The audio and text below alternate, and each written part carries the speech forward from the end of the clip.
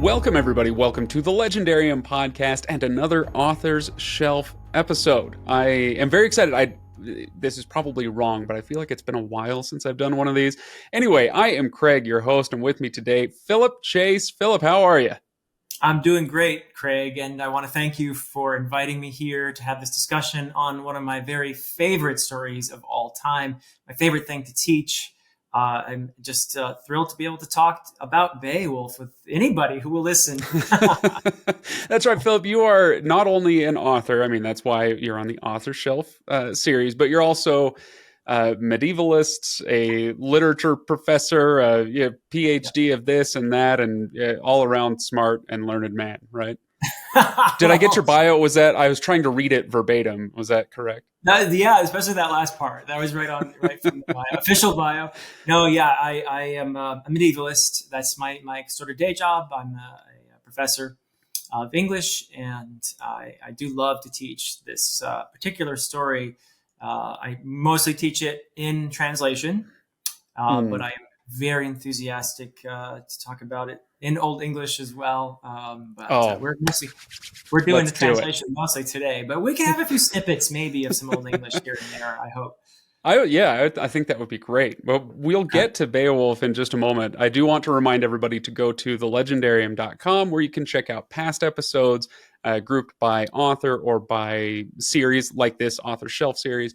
You can also find a calendar with upcoming episodes if you want to follow along and be prepared for when future episodes come out. And lastly, you'll find links to Discord and Patreon for those of you who want to join the conversation and or support the show. If you like what we do here, it is much, much appreciated, truly.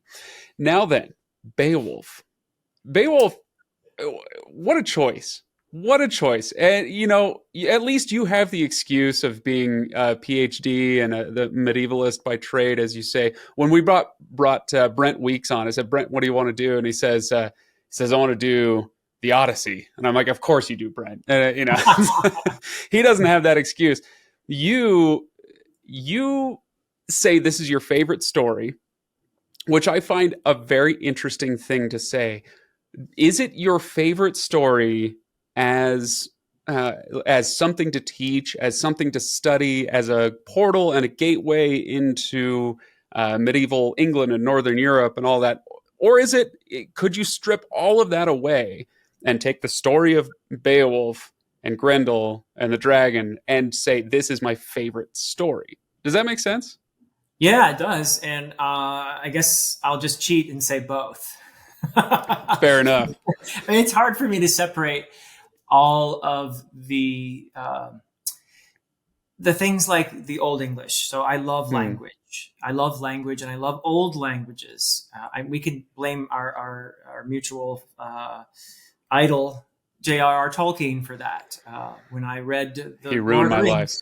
Yeah, exactly. Right. I mean, look, I wear tweed jackets because of J.R.R. Tolkien. I mean, he's my hero.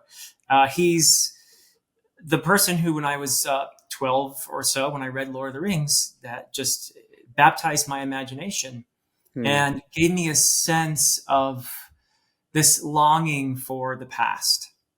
And that is something that he, I believe, took from his study of Old English literature. And that's a huge theme. It's enormous in Tolkien's own writing, of course, where he portrays ancient civilizations and it gives you this sense of these deep sense of history and layers and mythology, arguably the most complete feeling world building that's ever been achieved. And that is something that he took, this sense of this love for the past, this sense of beauty and sorrow all wrapped up together. And that is something that really is a huge, you could call it even, I think, an uber theme in Old English poetry. And it is something that pervades Beowulf. So this was one of the things that attracted me as a young person, not knowing the word catharsis even, which I felt at the end of Lord of the Rings, and wanting more of that. And realizing that a lot of this came from this what in Old English is called dust showing, which is this contemplation of the past. Or in the Latin tradition, there are ubi sunt poems and that sort of thing. Where are they? Where are the ones who came before? So that's a big theme in Tolkien's work, in Old English poetry. And that is one of the things that attracted me for sure. And just the idea that here is a poem in a language that is ancestral to modern English, but has all these words that we no longer use, or has words that have changed their meaning so that we don't recognize them in their context. And I just found that incredibly attractive. And obviously, Tolkien's approach to writing is very linguistic as well. As Right. you know, he invented languages, and then he had to write stories to fill that world in a way. That's sort of the order he went in. And that's no accident either with his attachment to Old English poetry. It's a recreation of a sort in many ways when a scholar engages with Old English poetry. Sometimes the manuscript is damaged, and they have to conjecture about what the words were. So there's a lot of recreation involved in any time we're studying Old English poetry. So all of that really, and just somehow I found it so compelling, and that put me on this life path of simultaneously being a lover of medieval literature, but also fantasy. Yeah. The way you described that, actually, to keep Tolkien in the conversation for a bit longer, he wrote characters who would, they would come upon the sea, and they would hear the music of the sea, and were forever changed and forever drawn to the sea, right? This happens with the elves all the time. Once you hear the music of the Ainur on the shores of the ocean, you can never be settled again unless you can hear it, right? And so the way you talk about that is you get your taste of Beowulf and Old English and all this, and it just grabs you and never lets you go. I know that could have very easily been the case for me on a professional level. It certainly has been that way on a personal level. I mean, I read Beowulf when I would have been 22. I think I was in college. Okay. And so I'd loved Tolkien for a while, but hadn't gotten around to Beowulf. But kind of similar to what you were talking about, where these things send you in directions for your whole life, where I chose a hybrid major that would allow me to study Old English and literature and take these courses in, essentially Old English, where I went to school was 2 semesters of let's try to translate Beowulf so that you can get to know this language, It's a common approach. Yeah. I mean, it's a fascinating historical object. And there's so many directions. I can't believe we're going to try to do this all in one conversation. There's so many directions we could go, but maybe we should refresh anybody who isn't already familiar with the story, or it's been a long time or something, just the quick bones. You've got King Hrothgar, who rules in Denmark in this over this clan, and their village keeps getting terrorized by the monster Grendel. Beowulf shows up and single-handedly and unarmed defeats the demon that has bedeviled this entire community for years and years and caused death and destruction every night for who knows how long. And he comes and defeats it, tears the thing's arm off, hangs it as a trophy. The monster slinks off into the swamp to die. Then he has to do battle with Grendel's mother, the swamp hag, and then he becomes king in his own right after Hrothgar and his son die. And he ends his life by doing battle with a dragon that now is coming to terrorize the countryside. Dies in glorious battle. They honor him, and the poem ends. Right. Did I miss any super broad strokes? How we're doing here? Those are the broad strokes. Those are the main things. There's this. Sometimes people conceive of it as a 3-part thing with right. That's Grendel, how I was taught it. Grendel's mother, and then the dragon, which is 50 years later, as you said, from his youth. 50 is often just sort of it's just a number. It's a lot of years. You just think, okay, Yeah. lots of years. Not so. Are you And saying it doesn't literally mean 50 in Old English it's necessarily? formulaic. It's Yeah. formulaic. Like a lot of like things go in threes and all Hmm. these old formulaic things. But yeah, so Interesting. yeah, 50 years have gone by. Now he's ruling the Geats, his tribe up in Sweden after his adventures in his youth down in Denmark and all kinds of.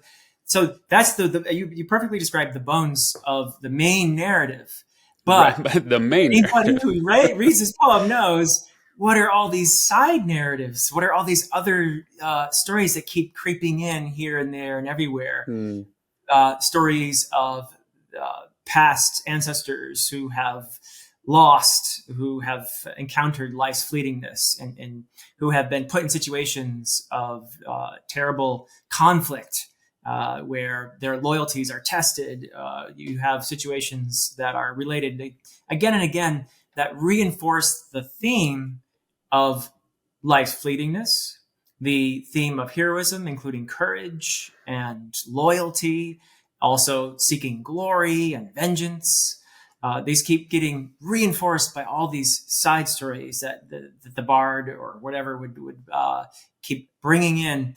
And so there's a really thematic importance, I think, to all those side stories in there. Yeah.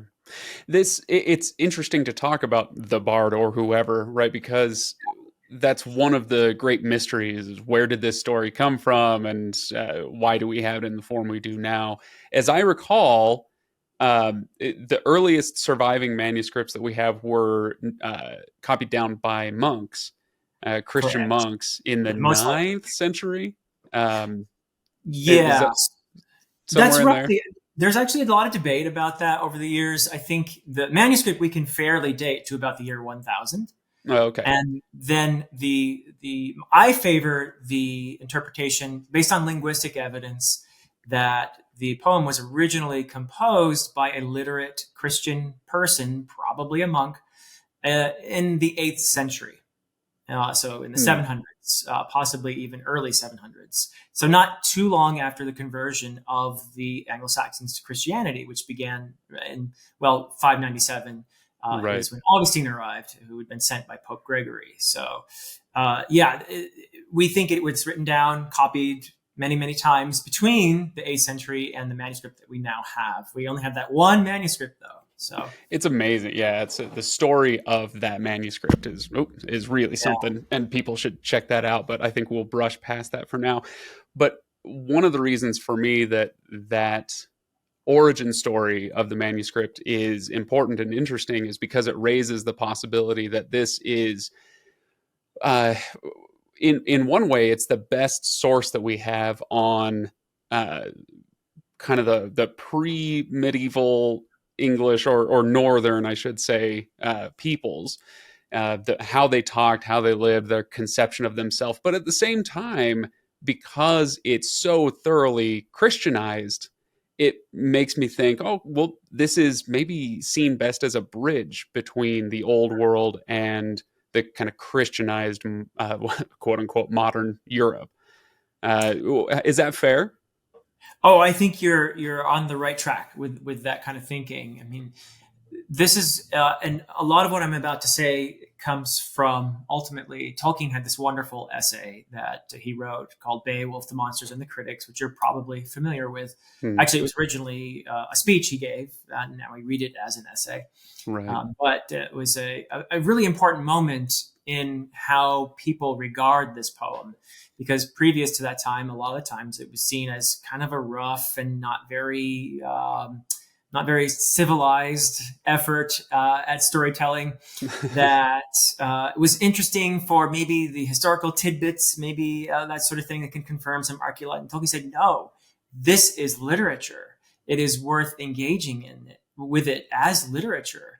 And he gave his take on it, which is something to the effect that you have a Christian poet who is looking back on the past of his pagan ancestors with a deep sense of honor and admiration, and maybe even some sorrow as well, tinged with sorrow because these people, as noble as they were, lacked the hope for salvation that he himself had. And so that is something that I think, the way I read the poem, which is definitely influenced by Tolkien's take, that is something that I feel that this poet was taking much older material, because we do have analogs to the Grendel and Grendel's mother episode in Old Norse and the sagas. They're very similar stories.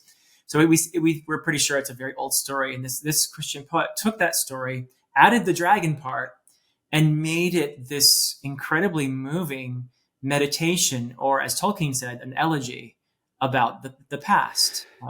It's an interesting word that you use, and it raises a sort of chicken and egg question for me, because you're saying, based on the Monsters and the Critics, this is how Tolkien viewed how that hypothetical monk probably viewed what he was doing. And of course, this is how Tolkien views all of Old English literature and Beowulf itself and all of these things, where elegiac would be a great word for it. He's looking back with, one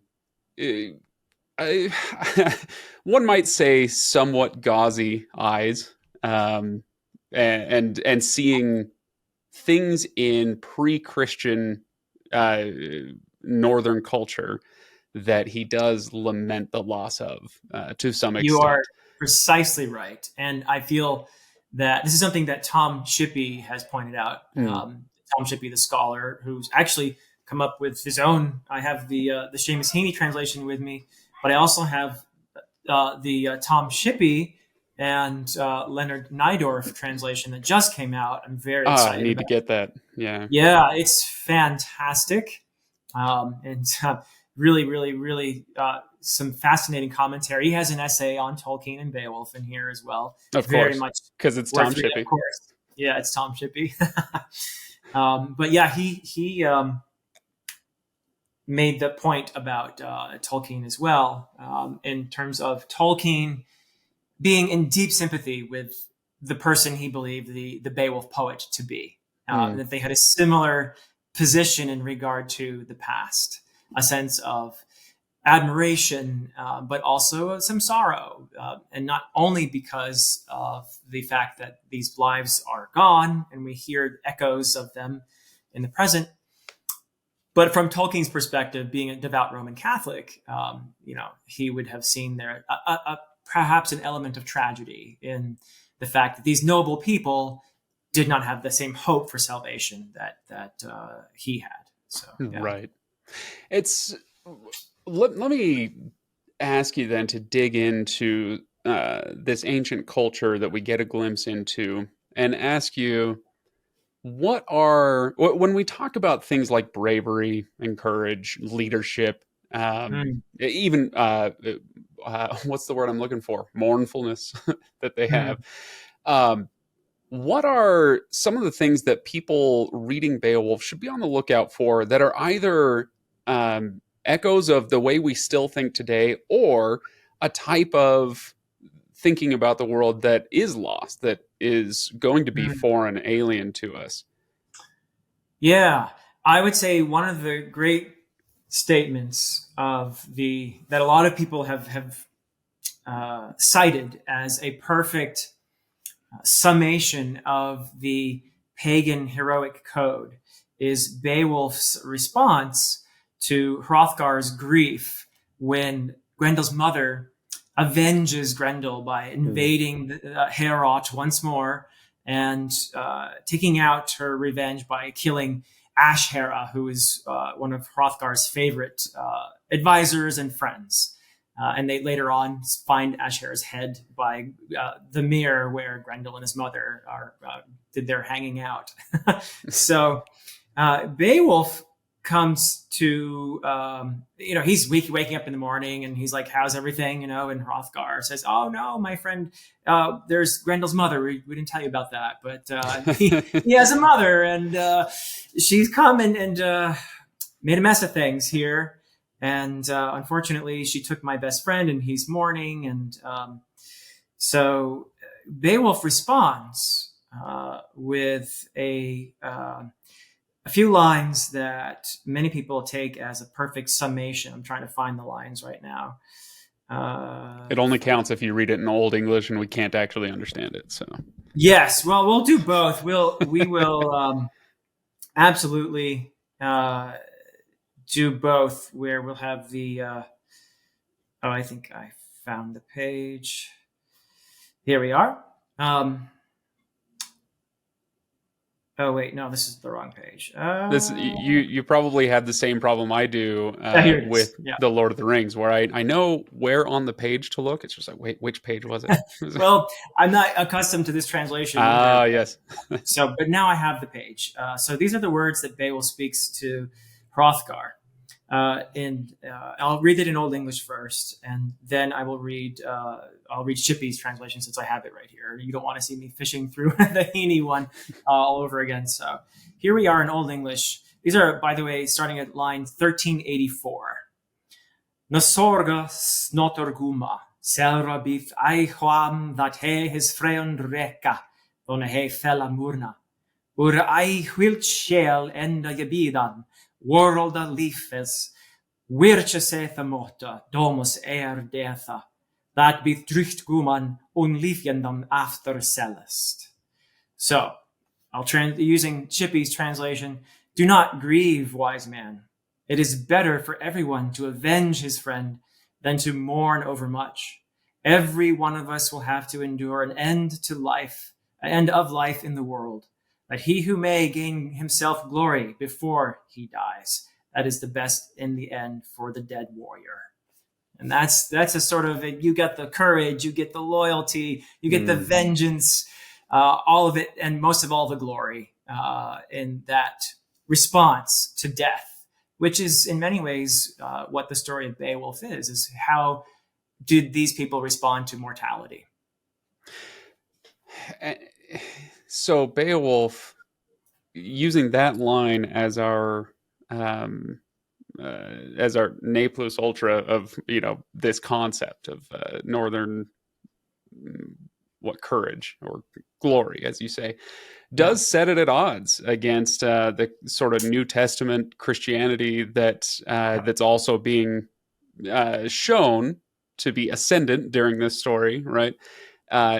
Because there's not a lot of turning the other cheek here. There's not a lot of forgiveness. There's none of that. It's not love thine enemy. It's murder thine enemy, especially if they murdered one of yours first, right? Yep. And obviously there are problems with this. We look at that through modern eyes and say, well, that doesn't sound right. That's going to just perpetuate an endless cycle of death and violence and destruction, which it did. Yep, which it pretty much did. And you get that in all these side stories, and eventually even in the demise of Beowulf's people, who were at odds with, for example, the Swedes, who ultimately did seem to have absorbed the Geats right around the time that the poem is set. So yeah, it is fascinating that I feel, and I'm not meaning to say that this Christian poet is in any way, shape, or form condemning these people of the past. I believe that he's looking at them with a deep sense of admiration, with a deep sense of awe at the way they faced up to what they believed was a world with only darkness as a final promise. And so I think that anything like condemnation is much too strong a word. And yet I think there might have been some sense of sorrow. That's that emotion that you were mentioning earlier. Yeah. It's just like Tolkien looking back and going, oh, it's too bad you weren't saved, Yeah.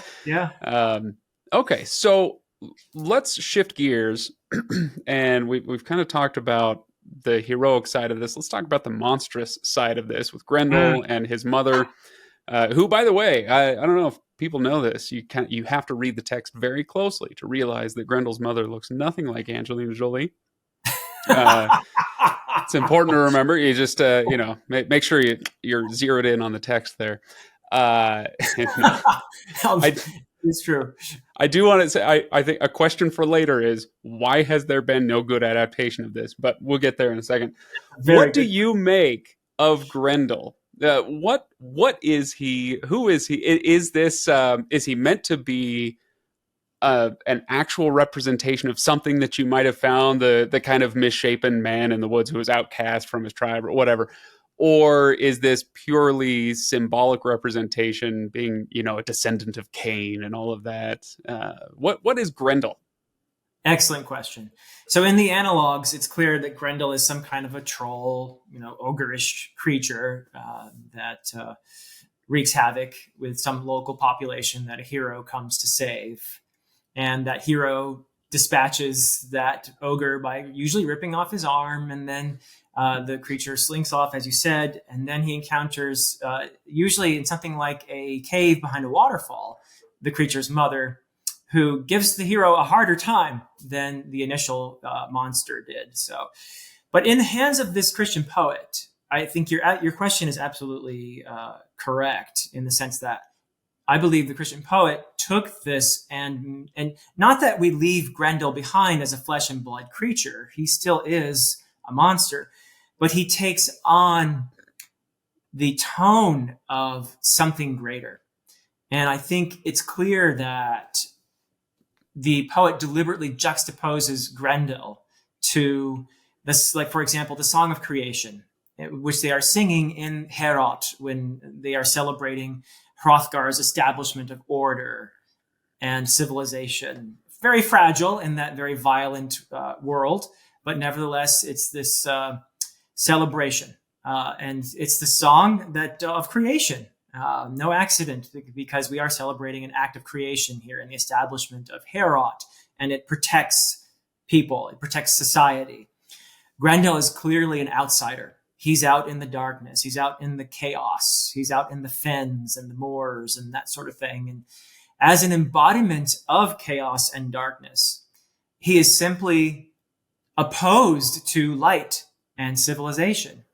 And so he takes on, I think, a very symbolic resonance in the hands of this Christian poet. He is the other. He is the monstrous. I think the poet is very clear in its morality. There's good and evil, right? And the good is that which protects civilization. The evil is that which threatens it. And Grendel really does embody all these forces of darkness and chaos. Appropriately, from the Christian poet's perspective, he is a descendant of Cain, the original murderer, who is literally an outlaw outside of the law, outside of the pale of civilization. And so a threat to what holds us all together. So that makes perfect sense from this Christian poet's perspective. A lot of modern readers are like, what? How can he be? You're mixing up biblical with folklore and legend and that sort of thing. But from that poet's perspective, I think it made perfect sense. Well, hey, anybody who goes on Spotify and enjoys a good mashup should appreciate something like this. So I think so. No, it's I've always viewed Grendel and monsters like Grendel as you kind of hinted at it earlier. It's nature versus civilization, or humanity, we might call it, in a way. It's there's a constant war, both within every single person and within communities and nations as a whole, a war between that which is natural and that which is higher, more noble, whatever word or spin you want to put on it. And it is interesting to see where this poet pegged kind of humanity's tendency toward nature.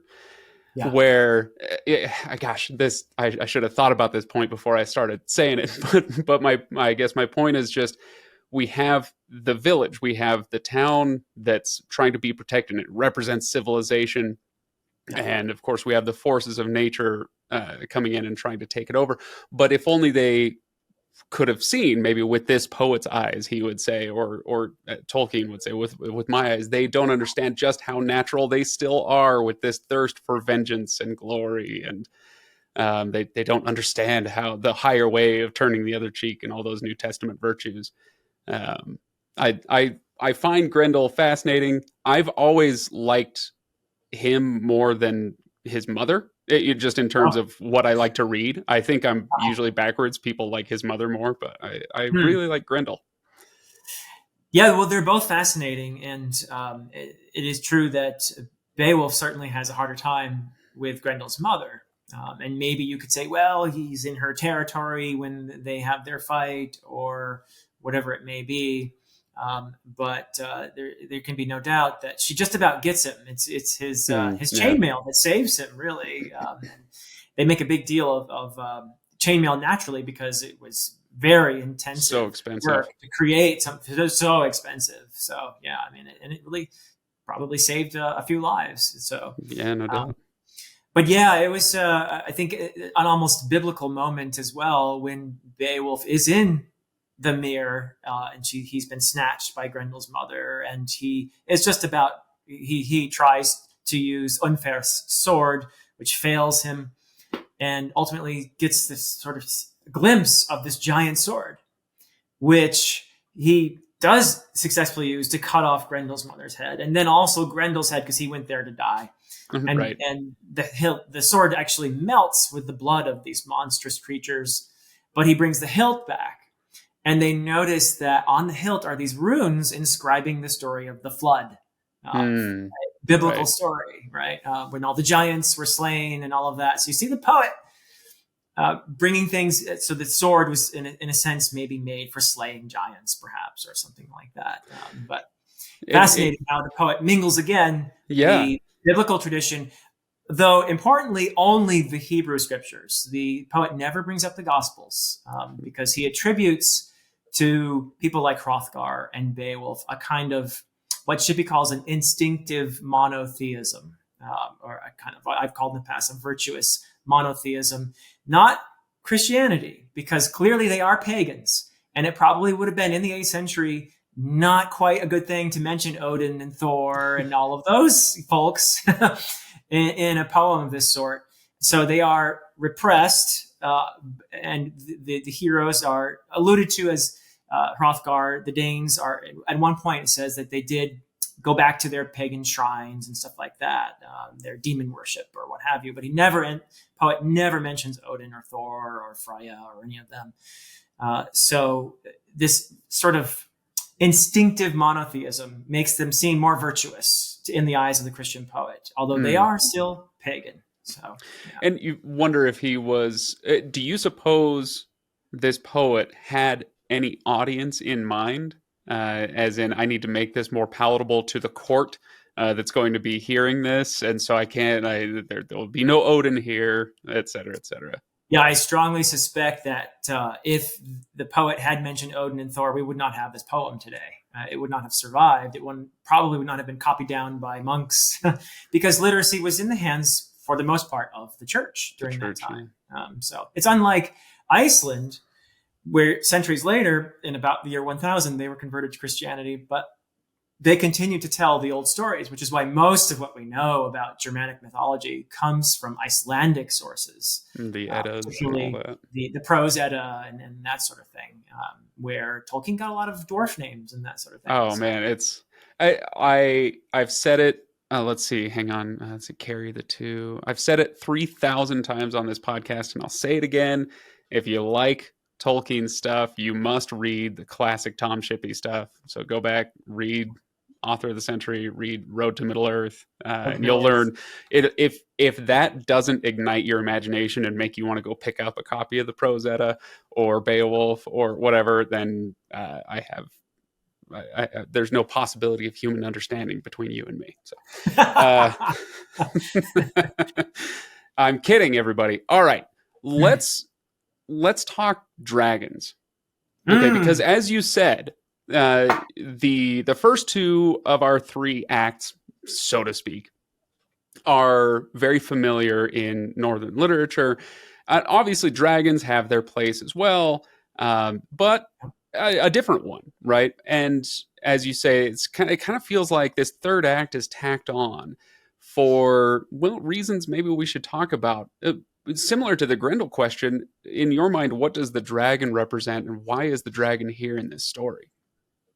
Yeah, so once again, I think that the Christian poet attaches some symbolic resonance to the dragon, but that it is a flesh and blood creature, that it is a monster, that Beowulf is called to deal with because of his place as a king. He must respond to the destruction of his hall, of his people, which is obviously brought about by an incident that highly resembles something that happens in The Hobbit, when a thief comes in, steals a cup from the dragon's hoard, and angers the dragon, which comes out at night and attacks the countryside. So again, burninating, we might say, burninating exactly. the countryside. Yeah. Yep, exactly. So yeah, the dragon, to me, I mean, dragons are such wonderful mythological creatures, and they have there's just layers and layers to them. I of course think that there's the classic Western interpretation of dragons as being connected to greed. For example, you have the dragon Fafnir in Norse tradition, the Volsung saga, which is alluded to in Beowulf as they're celebrating Beowulf's initial victory over Grendel. The bard tells a story of, he's called Sigmund in this version, who goes around with his nephew Sinfiotli and has all kinds of escapades, is a great hero. Ultimately, in Beowulf, it's said that Sigmund is a dragon slayer. In the Volsung saga, it's actually Sigmund's son, Sigurd, who is the dragon slayer. But nevertheless, there's some kind of connection with the dragon slayer and a descendant of Vols.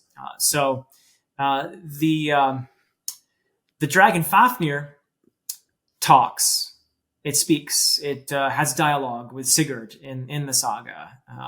It was, in fact, at one time a humanoid, a dwarf that sat down on the gold and became a dragon.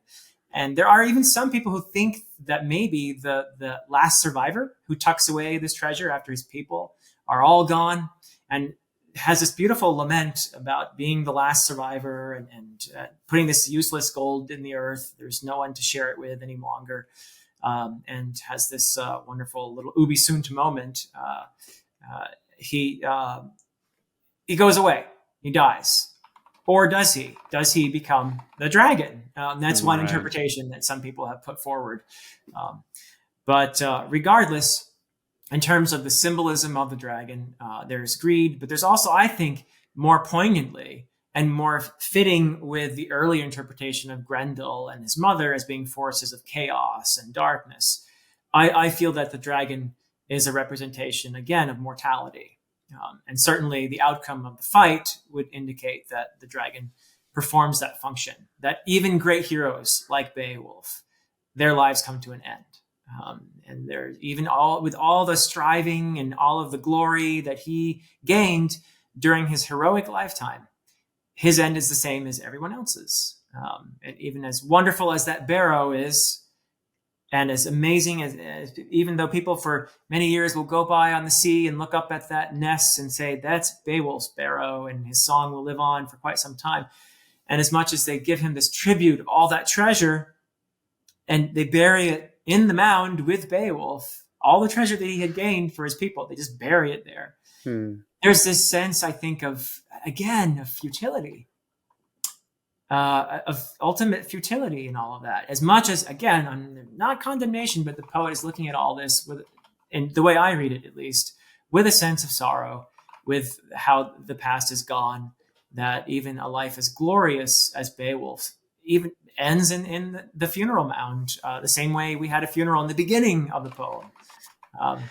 So it's, I love the way that you talked about that, because it reminds me of, if you were to ask your typical layperson like myself to, what's something that defines northern heroism as we read in these ancient texts, people would probably be able to cite something like Ragnarok, or this idea of there will be a final battle. A lot of religions and worldviews have this idea of the end of the world, this final battle, this something that's going to happen. Yeah. And in the northern tradition, the good guys are destined to lose. They're going to lose the final battle. And the whole concept of northern heroism then is, so what are you going to do about it? Are you going to give up and fall into despondency and cynicism and what have you? Or are you going to fight? Are you going to try to be Yes. glorious and heroic and honorable and all of these things, are you going to continue show your courage in the face of what Galadriel calls the long defeat? And that, but so there's that concept of a culture that's facing ultimate defeat one day, but then as individuals, that translates into you're going to die. No matter how much glory, wealth, and honor you accrue during this life, you're going to die. What are you going to do about it? And I think it's so on an individual level, and you hear this all the time, as you say, in the feast songs and the stories that are being told. This concept of, hey, if you're what did I just watch? If you're oh yeah, no, it's in the Wheel of Time show. If you're whatever the first rule of being a man, says Lan, is whatever comes, face it on your feet. It's Yeah. a very northern concept, right? And I like what you say about the dragon and his representation there of that sort of Yeah. fight. Yeah. No, beautifully said. I love the way you quoted Galadriel there.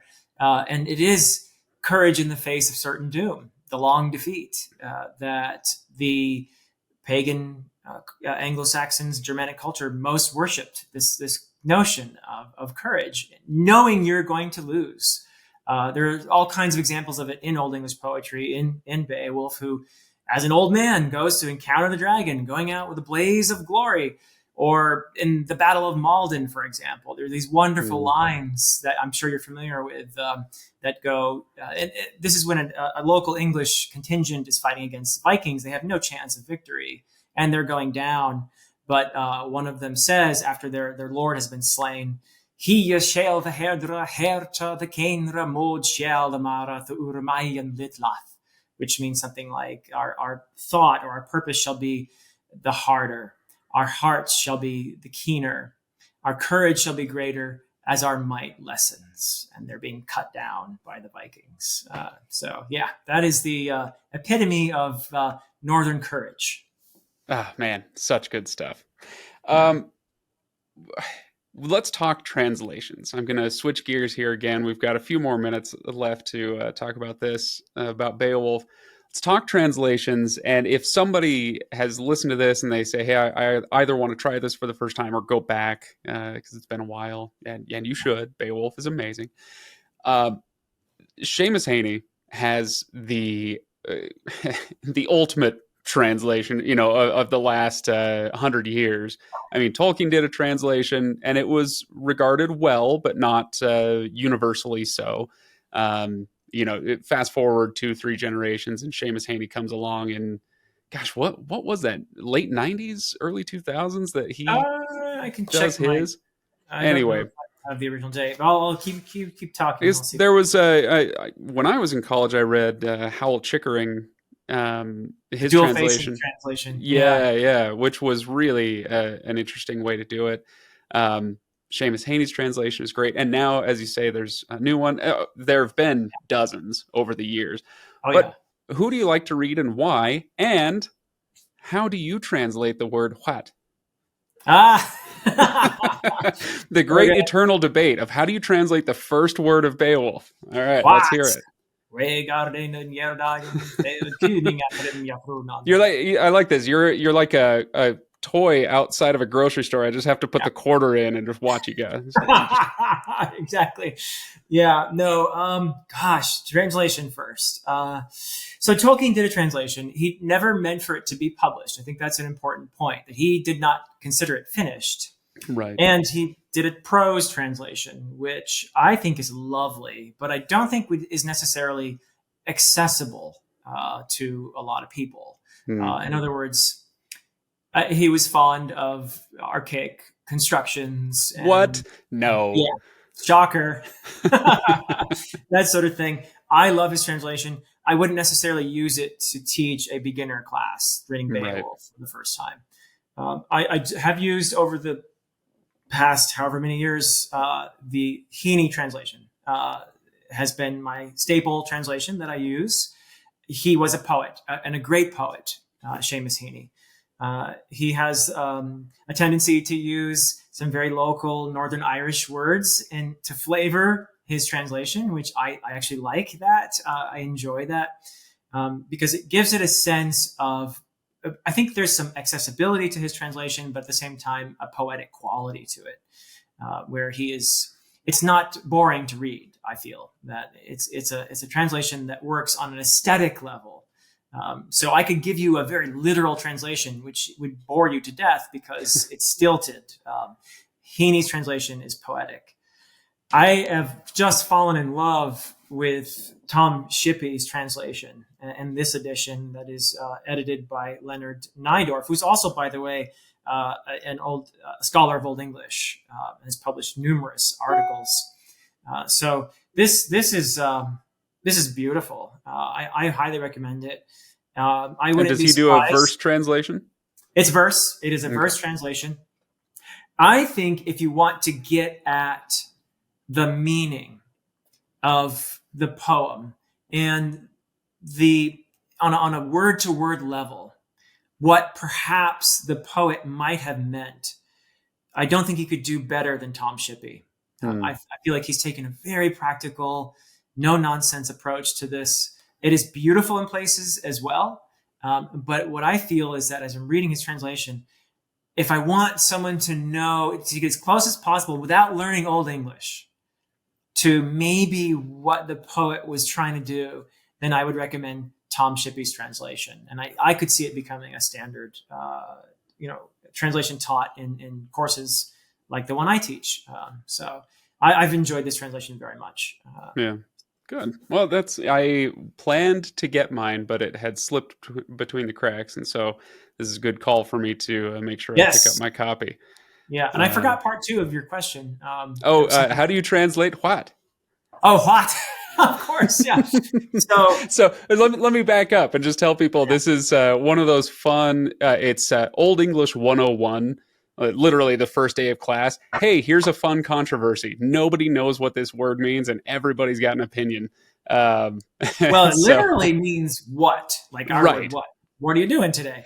But we don't use it the way that this poet is clearly using it, which is often translated as low, or like if you're going for a really archaic, like low, behold, or something of that nature. Shippey does well.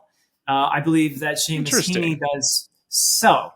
Right. So does Chickering. Yeah. I'm actually only being half comedic when I suggest, and I wouldn't actually translate it with this, but I think in many ways the nearest equivalent that people would understand in terms of the function of that word in that place. If you're familiar with freestyle rap, a lot of times that's that's every Thursday night for me, man. That's all right. There we go. The rapper might start out with yo, right? Yo, which means listen up. I'm about to tell you something, right? That's pretty much the function of what there. It's like, yo, listen up. I'm going to tell you something. I'm going to tell you a story. So I think it's just like an attention-getting kind of sort of thing. That's how we start the poem, and it is an awkward one to translate. So because we don't really have, other than yo, I think a word that really captures the right connotation. Right. Not anymore. Yeah, I mean, we used to have low, right? Low would have been a great one. Low, yes, yeah. But it's a little too. It feels like you're about to tell a tale of guys in tights or something like that. It's a little too maybe stiff. I don't know. A little stilted. Yeah. Anyway, okay. Well, that's fun. I had to throw that one in there. Just the 22-year-old version of me living in my head would never have forgiven me if I hadn't brought up the controversy. I probably have not done anything to settle it. I'm sorry. Oh well, this is my favorite kind of controversy. That is extremely low stakes and cannot be settled. My favorite. That's perfect. Cool. Well, you know what? Let's wrap up our discussion of Beowulf, which is an offensive thing to say after 45 minutes of talking about it. I know, but we do have to stop this at some point. But final thoughts on Beowulf, maybe speaking to those who, again, haven't read it in a while or never got around to it, only saw the movie. Oh, dear. What would you say about Beowulf? Yeah, I mean, I think that it is one of the most beautiful attempts at wrestling with mortality and loss and grief. And I think it is made the more beautiful, like a good wine that ages, because it's interesting to think that it was written by a poet who was looking back on the past, but now we're reading it far in the future from that poet and looking back on the poet who was looking back on the past. So there's these layers of looking back at what has been lost. And I think there's just something beautiful about that. The struggle to deal with mortality and the sympathy that the poet has for his subjects is also something that I really love. And I think it's, even though he had that difference where he was Christian, they were pagan, but he obviously regarded them with great love and with honor. And I appreciate that approach very much. Yeah. I love Beowulf, and I want people to read it and enjoy it and have a good time with it. It is a, as you say, there are side quests or narratives, if you will. So you'll get distracted sometimes, but it's all giving you a flavor of what's going on in this world and how these people view their place in civilization and what civilization means. But ultimately, if you do read through it, and it's not long, it won't take you a long time to read through it. And if you do, this goes back to my first question to you, you're going to get a good story. It's not just interesting as a historical artifact. It's interesting in its own right. Beowulf is a fascinating character. Hrothgar is a fascinating character. Grendel's mother, as you say, let alone the dragon. Anyway, so it's just it, it is a rip-roaring adventure story that deserves to be enjoyed on its own merits. So Well said. Very well said. So, Philip, before we go, we need to talk about your books. Because the thing is, you don't just read, you also write. And you've got a trilogy out now. Book 3 just came out. It's the Edan trilogy. Edan? Edan, yes. Yeah. Anyway is fine, really. But the third one, Return to Edan, just came out. But why don't you give us, for those who haven't dipped their toes in, a little elevator pitch for the first book, the trilogy as a whole, so they know what they're getting into. Sure. Yeah. My 3-word pitch for the trilogy is Beowulf meets Buddhism. So it's appropriate that we've just had this discussion. Okay. I've got the mandala there behind me, so maybe that was a hint as well. But it is a story where I do take much inspiration from Old English poetry and that theme we were just talking about of life's fleetingness and dealing with mortality and our response to it. But I also do so with some of the creatures like elves, for example. In modern fantasy, we have a conception of elves largely derived from Tolkien. I'm trying to go back to a much older, I think, conception of elves as beautiful, but also monstrous, scary things. I also have a magic system in there that is based on empathy, but also Buddhist philosophy, with a sense of connection between all of life, seeing oneself as part of the world around one. Similar to a nice little analogy I read in a book by Thich Nhat Hanh, The Heart of the Buddhist Teaching, was that we're all like little waves. Each of us is a little wave, and we're thinking, well, I'm a happy little wave. But really, the whole time that wave is there, it's been part of the water, and it will return to the water whence it came. And that's a kind of an idea about us being not only connected with all of life, but us being fleeting, which is a similar sort of concern that we have in Old English poetry. So that's sort of the philosophy underpinning it, but it's really also an adventure. There's the backdrop to the whole thing is a holy war.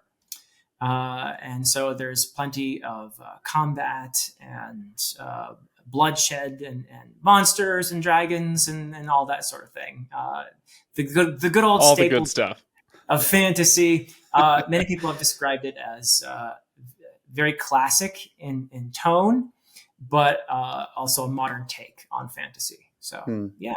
So it's the Edan trilogy, Edan. Don't worry, I'll link to it in the description. So everybody should go check that out. You also you are a booktuber. You've got Yes. your own YouTube channel that people can check out. It is conveniently titled Philip Chase. Very hard to remember. Yeah. It's tough to find, right? Just remember one L and you'll be good. Yep. I'll link to that as well. But for any of our audience who gets frustrated that I don't put out enough actual YouTube content, well, there you go. Go check out Philip's channel and pick up. Let's see. The first book is The Way of Edan. And then the second one was The Prophet of Edan, and then Return to Edan. And Correct. people can and should absolutely check those out. Philip Chase, thank you so much for, first of all, thank you for coming on. Second of all, thank you for choosing Beowulf and getting this one on our list of stuff that we've covered. It's an honor, Craig. Thank you so much for having me. I've enjoyed this thoroughly. I could have gone another couple hours easily. It's the curse of the 1 hour podcast for sure. All right. Thanks, Philip, and I will see you next time. Bye-bye.